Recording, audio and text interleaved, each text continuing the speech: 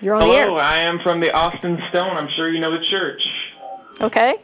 And I welcome you to join it. We've got a great church, and we're pretty much by the book. And I've helped many lost souls find their way, so to speak. Yeah. Well, we're not lost. Don't have a soul. Wait, is this just a call to advertise your church? Well, I just wanted to start off by welcoming you to join, if you want. Well, thank you. It sounds like you obviously don't belong to one now, do you? No, you're right. You're right. We don't. But thank you for the invite. But you did one time, didn't you? I did. Yes, I did as well. So you didn't feel any warmth when you sang the hymns or listened to sermons or anything? Yeah, I did. I did. Yeah, but that has nothing to do with whether I the came to the theology is conclusion true or that not. feelings are not God. Yeah. So why exactly did you quit? Well, I quit because I did a lot of research into how the Bible came to exist and also into church history, how the church came to exist. And when I realized that, in my view, I couldn't find anything to substantiate that there was a hand of God involved, I began to question the authority of the church and of the Bible. And at that point, I stopped being a Christian, but I maintained theism for about another 10 years while I searched to try to find out then if the Bible is a man-made book, and if the church founded upon Jesus is based on that Bible and it's a man-made institution, then what really is God, and what would God want me to do? And so I aimed my search more toward, just putting my life in the hands of whatever God was, that he would show me what was required, what I needed to do, just lead the way and I will follow. I'm searching. That went on for about 10 years until I came to the conclusion that if God is everything, pretty much that's pantheism. So I thought I was a pantheist for about a week. I guess I was a pantheist for about a week, and then I said, this is kind of ridiculous. It's the universe, and so we have a name for it, and God and matter are not the same thing. Material existence is material existence, and if that's what I'm calling God, then I might as well just say I'm an atheist. Well, it seems to me that you can be a non-believer, but it's another step if you want to make a show and say you're an atheist and start to say these bitter things. Well, why? What have I said that's bitter? Yeah, why do you think we're bitter? Well, I mean, just the general tone I get from you is that you're actually mad or angry with God. Gosh, we just oh had my that goodness! Is this a joke? Are you a Poe? Is this a Poe, or are you for real? Are you calling just to pull our legs, or is this a serious call? This is a serious call. Okay, so now wait a second. And, do you understand that an atheist does not believe a God exists? Do you understand that? Do you understand that an atheist does not believe a God exists? Yes, well, of course. Okay, then do you understand? Okay, I'm not accusing you of being stupid. I just want to make sure we're clear on our definitions. If you understand I don't believe a God exists, how does the statement "I'm angry at God" make any sense at all? Well, angry about religion, then, about this so-called institution you call it. It is an institution. I mean, even if you believe God produced it, it's still an institution. Well, who does the church harm? Who does the church harm? Are you kidding? We have, first of all, Christians in Nigeria who are killing their own children because God said to not suffer witches to live, and they believe their children are witches. We have Christians in Uganda who are passing laws they wanted to execute homosexuals as a crime, but now they've made it life in prison. We have Christians in Africa that are missioning and telling people in AIDS-ridden nations not to wear condoms. We have Christians here in Austin, Texas, who don't think that a woman should have a right to choose, that are down on women's rights. We have Christians across the U.S. who are trying to trample the rights of gays, who are trying to keep them from... I personally find it a bit insulting for you to say that my church is bad people. They're good people at my church. We didn't say... When did I say that your church is bad people? You asked me to give you examples of the harm that religion causes, and I just listed some. You asked me to. You don't think there are atheists who do bad things? I could tell you about them. How would that make you feel? Wait a minute. Well, you didn't ask me to provide examples of that. You asked me specifically for examples of the harm that religion causes. You asked for that, and I provided it. How is that offensive to you? Well, I didn't do anything wrong to anyone. In fact, I think I'm a pretty good person. No one said you did. You didn't ask me to give you examples of wrong you've done. You asked me to give examples of harm that the church has caused, that religion has caused, and I provided those examples. How is that a problem? Well, Why should that offend you? Why did you even ask for examples if getting those examples was going to upset you? all right then. Well, I just...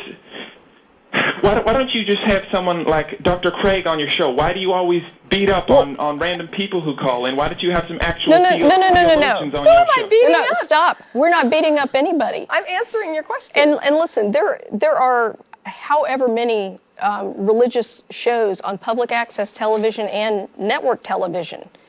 And there's this one atheist show here in Austin, Texas.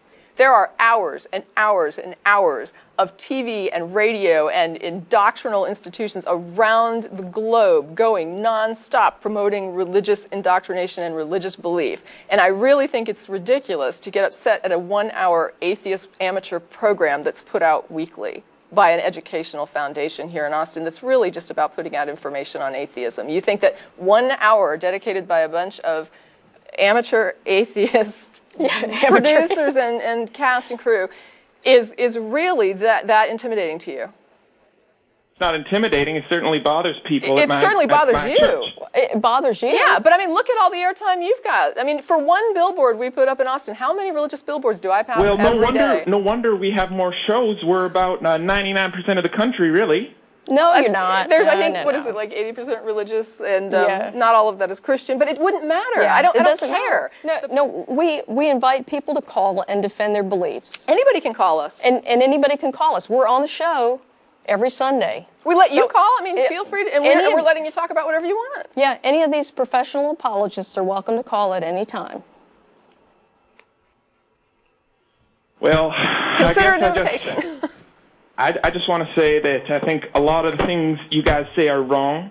Well, so I would expect that from a theist. And I would just, for example. Pardon me? For example.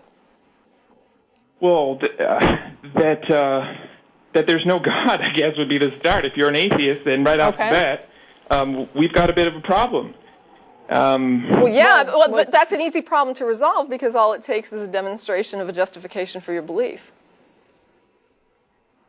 Well, why do I believe in God? Well, there's evidence for God everywhere you look. Like just on the news lately, we had a national tragedy. Someone got shot through the brain, That's and they horrible. survived that. And wait a minute, what? They got shot and they... Representative Gifford got shot through the brain. Right. The doctor said it was a miracle she even lived. She got shot so through the brain, and she is still alive, and she looks like she will actually get back to normal. What about the 9-year-old who died? Yeah. Well, you just look on the news, and the president said she's up in heaven, and you want to tell us, you want to jumping in rain puddles, he said, and you want to tell people that it's just lights out when you die. So the president decides who's in heaven? Yeah. He said she's jumping in rain puddles up there. Did he see her? I mean, how does he know this? Well, you want to tell us that it's just game over when you're dying? No, I'm just asking how you know this. We're asking how you know this. What is the justification for claiming she's in heaven? And even if she is in heaven, is that a justification for someone shooting a little girl? Is that part of the miracle? Was that a 9-year-old got killed?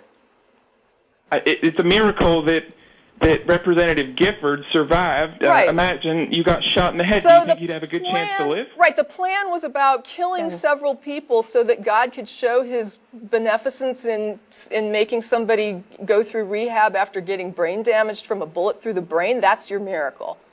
You don't think that's a miracle? If I someone think it's an extreme survived a gunshot to the tragedy, head? and that it's fortunate that not everybody was killed.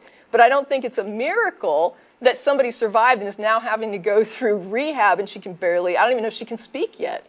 Yeah, I mean, this is somebody's But brain it's a damage. miracle she's even alive. She's brain damaged, and people are dead. And that's exactly what I would expect to happen at an event where somebody shoots into a crowd. Well, maybe we don't have a justification for miracles. That doesn't mean we don't have a good church and we're not good people. I don't doubt that you're a decent person. I mean, if you were my neighbor, I would probably be fine with that. I don't think that you're, killing babies in the basement. I find all this stuff pretty philosophical, if you ask me. I don't think it has much to do with whether religion is good or bad. I mean... Well, no, I mean, whether religion is good or bad has to do strictly with what it does. And what I see is that there are some benefits to religion. such as it supplies like a good support structure. For example, you're saying you've got this good community of people that are in your like church. Some people, they said the Bible helped them through like a time, like suicide. They thought they were going to commit suicide, and the Bible helped them. Well, that's not the same. There's a different issue there, because I sometimes wonder if Christianity specifically doesn't kind of rob us of our self-esteem by telling us that we're inherently depraved, and then give us back, that sort of, if you grovel, then you're acceptable to God, and that makes you worthy of something. But that's a whole different issue. Because right now, what I'm trying to say is that I agree with you that there are certain things, like the social structure of your church is probably very supportive, and it's a positive social influence on the people that attend there. I agree with you. I agree with that too. Right. Okay.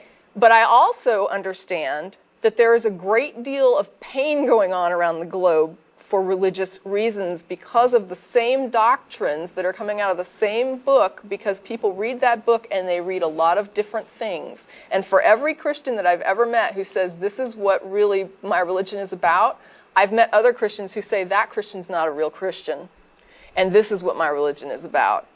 And so I have to look at Christians and say, what does each person believe and what are they doing here?